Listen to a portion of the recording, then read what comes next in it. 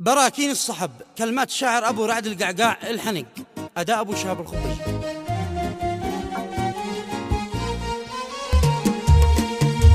يقول أبو رعد إنني شامخ وعارف قيمتي، وكل واحد بالمواقف يتضح وش قيمته.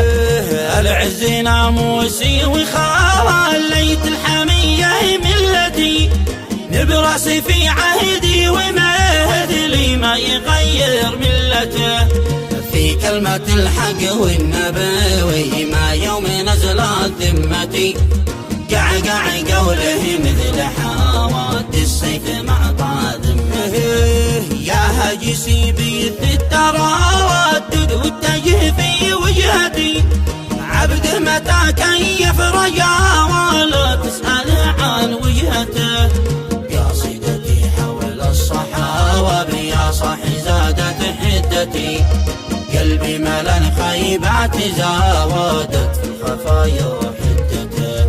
وين الوفا وين الرفاقة وين غابوا صحبتي، وين الذي يجبر فؤادي نفتخر في صحبته. وين الذي يفهم معاوانا قبل اطلع كلمتي، وين الذي فعله يناوسب في سمانا كلمته. ابحث على جد ما يقاوم في مظاهر صورتي، في باطنه او ظاهره وما قد غير صورته. ما غايتي في المل ولا ادور لبطني لقمتي، ابن الحنق ما ستر والوافر وسط بيته لقمته. بس الصحب مؤسف وغير في الحقيقة نظرتي، شوف العجب كم شخص عاود دينه يغير نظرته. واحد من العشرين تقول إن فقط من خبرتي، وباقي الباقي لا وابلس شفتهم من خبرته.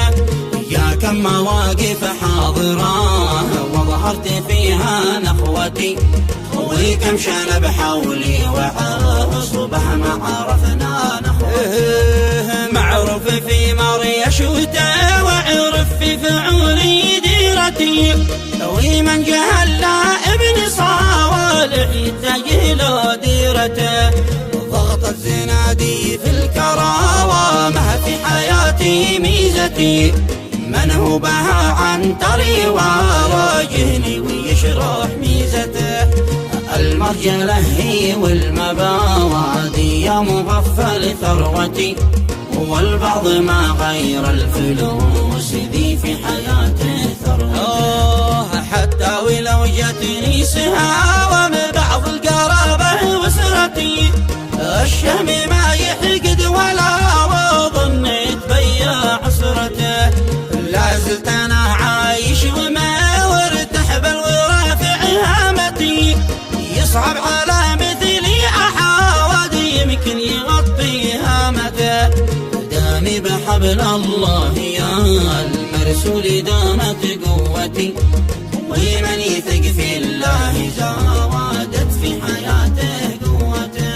ما واكلت حق احد وربي عارف ايش نيتي، سبحانه المعبود يا واعطي كل واحد نيته.